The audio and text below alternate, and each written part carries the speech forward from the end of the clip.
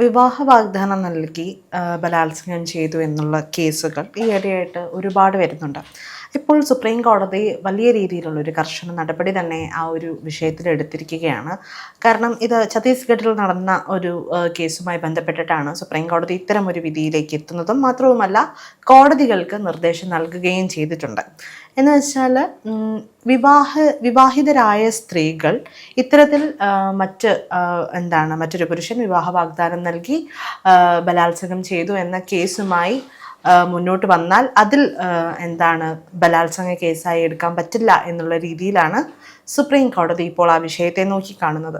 അപ്പം ഈ വിഷയമാണ് ഇപ്പോൾ ഇവിടെ വലിയ ചർച്ചയായി മാറിക്കൊണ്ടിരിക്കുന്നത്. കോടതിയുടെ വിധിയെ എപ്പോഴും നമ്മൾ മാനിക്കണം, അതിനെ അംഗീകരിക്കണം എന്നൊക്കെ പറയും. അതിനെ നമ്മൾ അംഗീകരിക്കുന്നു. കാരണം കോടതി വിധി വരുമ്പോൾ അതിൻ്റെ ഏതെങ്കിലും പ്രധാനപ്പെട്ട ഭാഗങ്ങൾ മാത്രമാണ് നമ്മൾ ഹൈലൈറ്റ് ചെയ്യാന്ന് ഈ വക്കീലുമാരൊക്കെ പിന്നീടുള്ള അഭിമുഖങ്ങളിലൊക്കെ പറഞ്ഞിട്ടുണ്ട്. എന്താണ് കോടതി പറഞ്ഞതെന്ന് അതേ സെൻസിലായിരിക്കില്ല അത് ചിലപ്പോൾ ആളുകളുടെ അടുത്തേക്ക് എത്തിയിട്ടുണ്ടാവുക എന്നുള്ളത്. ചിലപ്പോൾ ഏതെങ്കിലും ഒരു പ്രത്യേക കേസിലായിരിക്കാം കോടതി ഇത് മെൻഷൻ ചെയ്തിട്ടുണ്ടാവുക. അപ്പം ഇതിനകത്ത് പ്രശ്നം വെച്ചിട്ടുണ്ടെങ്കിൽ ഒരു വേർഡിക്റ്റ് വരുന്ന സമയത്ത് ഇതിലെ പ്രസക്ത ഭാഗങ്ങൾ നമ്മുടെ ഇഷ്ടത്തിനനുസരിച്ച് ആയിരിക്കും ചിലപ്പോൾ ന്യൂസായി പുറത്തു വരുന്നത്, നമുക്കത് അറിയാലോ. അപ്പം അങ്ങനെ ഒരു വിധി വന്നെന്നിരിക്കെ തന്നെ വേറൊരു കാര്യം ഇതിനകത്ത് വിവാഹിതയായ സ്ത്രീയെ വീണ്ടും വിവാഹം കഴിക്കാമെന്ന് വാഗ്ദാനം നൽകി ലൈംഗികമായി ദുരുപയോഗം ചെയ്യുന്നതിൽ നിയമപരമായി സാധ്യതയില്ല എന്നുള്ളതാണല്ലോ, കേസ് നിലനിൽക്കില്ല എന്നുള്ളതാണല്ലോ അത്തരം വാദത്തിന്. ഇതിനകത്ത് വേറൊരു മാനസികമായിട്ടുള്ളൊരു തലമുണ്ട്. അതായത് ഒരു സ്ത്രീ അല്ലെങ്കിൽ ഒരു പുരുഷൻ ഒരു ബന്ധത്തിൽ നിൽക്കുമ്പോൾ അവർ കടന്നു പോകുന്ന മാനസിക അവസ്ഥകൾ എന്താണെന്ന് നമുക്കറിയില്ല. ഇപ്പം എല്ലാവരും പറയും ഇതിനെ നമ്മൾ മറ്റൊരു രീതിയിൽ വ്യാഖ്യാനിക്കുകയാണ്, അവിഹിതത്തെ നമ്മൾ ഗ്ലോറിഫൈ ചെയ്യാണ് എന്നൊക്കെയുള്ളത്. അതല്ല പറയാൻ ഉദ്ദേശിക്കുന്നത്. അതായത് നമുക്കറിയാം നമ്മുടെ ചുറ്റും ഒരു ബന്ധത്തിനുള്ളിൽ പെട്ടുപോയിട്ട് ഡിവോഴ്സ് കൊടുക്കാത്ത എത്രയോ കേസുകളുണ്ട്.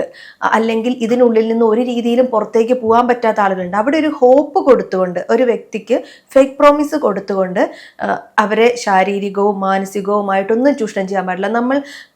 നമ്മൾക്കറിയാവുന്ന അല്ലെങ്കിൽ നമ്മൾ കേട്ടിരിക്കുന്ന എത്രയോ കഥകളുണ്ട്. ഈ ഒരു മനുഷ്യനെ അവരുടെ ഏറ്റവും മോശമായ സാഹചര്യങ്ങളിൽ ഇരിക്കുമ്പോൾ, അതായത് ഇമോഷണലി വണറബിൾ ആയിരിക്കുമ്പോൾ നമ്മൾ മാനിപ്പുലേറ്റ് ചെയ്ത് അവർക്ക് പ്രോമിസ് കൊടുത്ത് അവരുടെ കൂടെ നിൽക്കുകയാണെന്ന് തോന്നി അവർക്കൊരു ഹോപ്പ് കൊടുത്തുകൊണ്ട് അവരെ ചീറ്റ് ചെയ്യുന്ന ആളുകളുണ്ട്. അതവരെ വല്ലാതെ വീണ്ടും മാനസികമായിട്ടുള്ള വലിയൊരു ആഘാതത്തിലേക്ക് വീണ്ടും കൊണ്ടെത്തിക്കുന്ന ഒരു സാഹചര്യമുണ്ട്. ഞാൻ പിന്നെയും പറയാണ്, കോടതിയുടെ വിധി എന്താണെന്ന് പൂർണ്ണമായിട്ടും നമ്മൾ ആ വേർഡിക്റ്റ് വായിച്ചിട്ടില്ല. അത് നമ്മളെ കോടതിയുടെ വിധിയെ ബഹുമാനിക്കുന്നു. അതോടൊപ്പം തന്നെ ഈ സോക്കോൾഡ് അവിഹിതം എന്ന് പറയുന്ന സാധനം നമ്മൾ ഗ്ലോറിഫൈ ചെയ്യുകയും ചെയ്യുന്നതല്ല. ഒരാളെ ചതിച്ചുകൊണ്ട് മറ്റ് റിലേഷൻഷിപ്പിലേക്ക് പോകുന്നു, അതൊന്നുമല്ല നമ്മുടെ വിഷയം. അപ്പം ഒരാൾക്ക് ഫേക്ക് പ്രോമിസ് കൊടുത്തുകൊണ്ട് അവരെ ദുരുപയോഗം ചെയ്തതിന് ശേഷം പിന്നീട് അത് ഇവർ തകർന്ന ഒരു കേസിലേക്കൊക്കെ എത്തുന്ന സാഹചര്യത്തിൽ ആൾ ഒരു വിവാഹം കഴിച്ച ഒരാളാണ്, അത് ആണാണോ പെണ്ണാണോ ആയിക്കോട്ടെ, അത് നിൽക്കുന്നത് കൊണ്ട് മാത്രം അതിനെ അത് ആ കേസ് എടുക്കാൻ പറ്റില്ല, അല്ലെങ്കിൽ അതിനൊരു നിയമസാധ്യതയായി അത്തരം വാദങ്ങൾക്ക് അടിസ്ഥാനമില്ല എന്ന് പറയുന്നത് ശരിയാണോ എന്ന് ചോദിച്ചാൽ എനിക്കതിനെ അംഗീകരിക്കാൻ ബുദ്ധിമുട്ടുണ്ട്. കാരണം നമ്മൾ നേരത്തെ പറഞ്ഞ പോലെ തന്നെയാണ് ഈ വിധി കേൾക്കുമ്പോൾ ആളുകളൊക്കെ വിചാരിക്കും അത് കറക്റ്റാണ്. കാരണം ഈ റീസെൻ്റ് ആയിട്ട് വന്നേക്കുന്ന കുറേയധികം കേസുകൾ നമുക്കറിയാം, കേരളത്തിൽ തന്നെ ചർച്ചയായ പ്രമുഖ കേസുകളുണ്ട്. ഇത്തരം വാദം വരുമ്പോൾ ശരിയാണ്, നമ്മൾ തന്നെ കണ്ടിട്ടുണ്ട് സോഷ്യൽ മീഡിയയിൽ ഈ ഇരയാക്കപ്പെടുന്ന സ്ത്രീകൾ പരാതി കൊടുക്കുമ്പോൾ അതിനിടയിൽ വരുന്ന സൈബർ ആക്രമണം, അവർ ഭർത്താവ് ഉണ്ടായിട്ടല്ലേ ഇവളി പണിക്ക് പോയത്, അല്ലെങ്കിൽ അവനാ പണിക്ക് പോയത് ഭാര്യ ഉണ്ടായിട്ടല്ലേ എന്നൊക്കെ ചോദിച്ചുകൊണ്ടുള്ള കമൻസുകൾ വരാറുണ്ട്. അപ്പം നമ്മൾ സമൂഹത്തിന്റെ പൊതുബോധത്തിൽ നിന്ന് ചിന്തിക്കുമ്പോൾ വെറുതെ ഇങ്ങനെ ഒരു പെരിഫറലായിട്ട് നമ്മൾ ചിന്തിക്കുന്ന സമയത്ത് നമുക്ക് തോന്നും ഇത് കറക്റ്റാണ് എന്ന്. പക്ഷെ ഇതിൻ്റെ മറ്റു കുറേ വശങ്ങളുണ്ട് എന്ന് നമുക്ക് തോന്നും. അപ്പം അതിനെക്കുറിച്ചൊക്കെ നമ്മൾ മനസ്സിലാക്കുകയും അതിനെക്കുറിച്ചൊക്കെ പഠിച്ചതിന് ശേഷം മാത്രമേ ഇത്തരം വിഷയങ്ങളിലൊക്കെ സംസാരിക്കാവുള്ളൂ എന്നാണ് എനിക്ക് തോന്നുന്നത്. ഇപ്പം നമുക്ക് പറയുകയാണെങ്കിൽ ഈ ഒരു കേസ് വന്നതിനെ കുറിച്ച് പറയുകയാണെങ്കിൽ അതൊരു അത്തരം കേസ് നമുക്ക് ആ ഒരു വിധിയിലേക്ക്, അല്ലെങ്കിൽ ഇവിടെ ആ ഒരു പുരുഷനെതിരെ കേസെടുക്കാൻ പറ്റില്ല, അയാളെ ശിക്ഷിക്കാൻ പറ്റില്ല എന്നൊക്കെയുള്ള ഒരു രീതിയിലേക്കാണ് വാദം എത്തി നിൽക്കുന്നത്.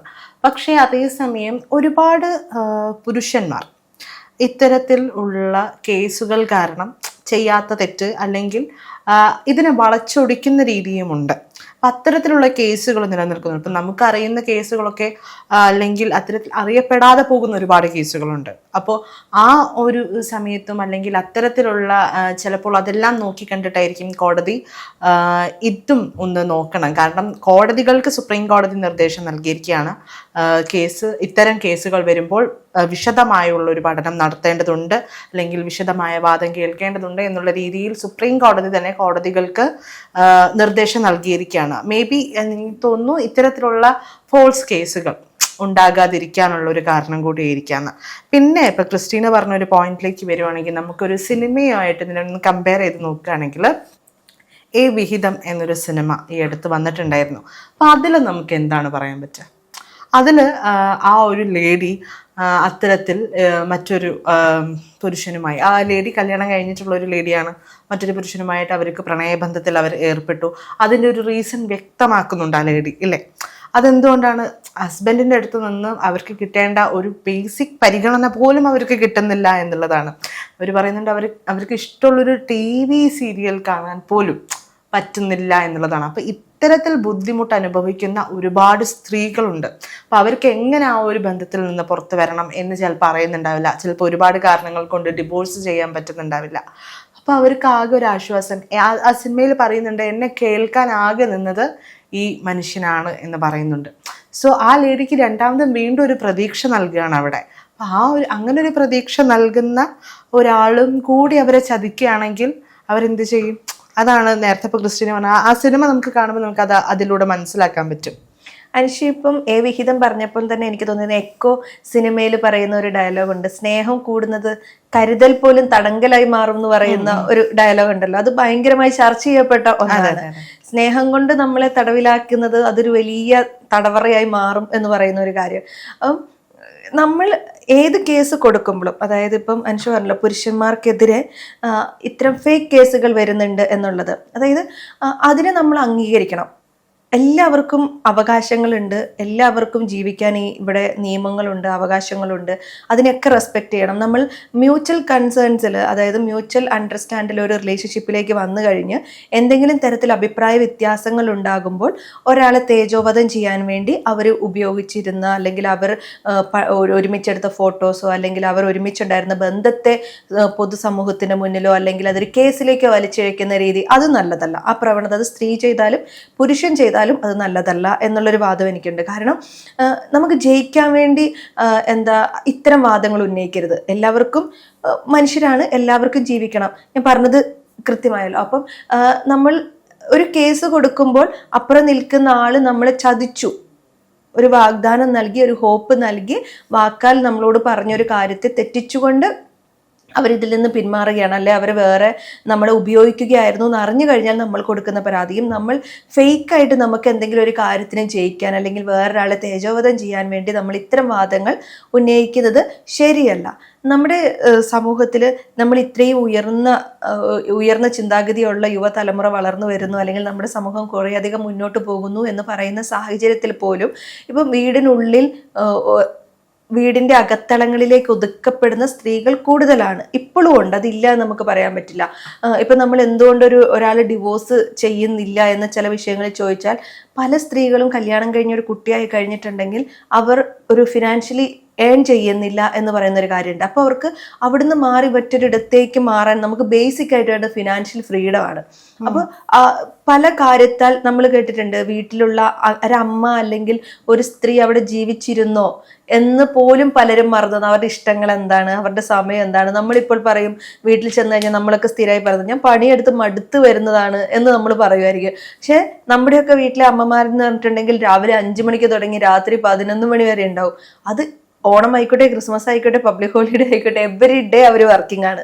പക്ഷെ അവര് പരാതി പറഞ്ഞു തുടങ്ങിയിട്ടുണ്ടെങ്കിൽ എന്താകും അവസ്ഥ? നമ്മുടെ കുടുംബം ഉണ്ടാവില്ല. നമ്മൾ പറയില്ല, സ്ത്രീകൾ അത്തരം പരാതികളൊന്നും പറയാതെ അവരെ കേൾക്കാൻ മാനസികമായിട്ടും സാമ്പത്തികമായിട്ടും ശാരീരികമായിട്ടും ഒക്കെ അവർ പല ഘട്ടങ്ങളിലും ചില പിന്തുണകൾ പ്രതീക്ഷിക്കുന്നുണ്ടാകും, ഒരു സപ്പോർട്ടിങ് അവർ പ്രതീക്ഷിക്കുന്നുണ്ടാകും. ഇതൊന്നും കിട്ടാതെ വരുമ്പോൾ നമ്മൾക്ക് വേണ്ട പരിഗണന, ആ വാക്കാണെന്ന് ഏറ്റവും കറക്റ്റായിട്ടുള്ളത്, നമുക്ക് വേണ്ട പരിഗണന കിട്ടാതെ വരുമ്പോഴാണ്, വേണ്ടിടങ്ങളിൽ നമുക്ക് കിട്ടാതെ വരുമ്പോഴാണ് നമ്മൾ പുറത്തേക്ക് അതിനെ നോക്കുന്നതും പുറത്തേക്ക് നമ്മളത് പ്രതീക്ഷയോടെ നോക്കുകയും നമുക്കത് കിട്ടുമ്പോൾ നമ്മളത് തെറ്റല്ല, ഇത് ശരിയാണ്, ഇവിടെയെങ്കിലും ഞാൻ അംഗീകരിക്കപ്പെടുന്നുണ്ട് എന്ന് പറയുന്ന ഒരു പോയിന്റിലേക്ക് എത്തുന്നത്.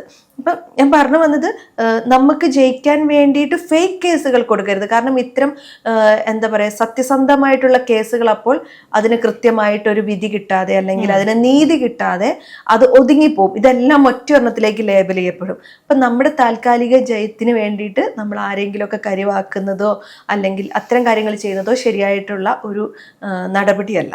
എന്തായാലും സുപ്രീം കോടതിയുടെ ഈ ഒരു തീരുമാനം ഇനി വരും കേസുകളിലൊക്കെ ഒരുപാട് ഇമ്പാക്റ്റ് കൊടുക്കാൻ പോകുന്നു എന്ന് തന്നെയാണ് എന്ന് തന്നെ നമുക്ക് പ്രതീക്ഷിക്കാം.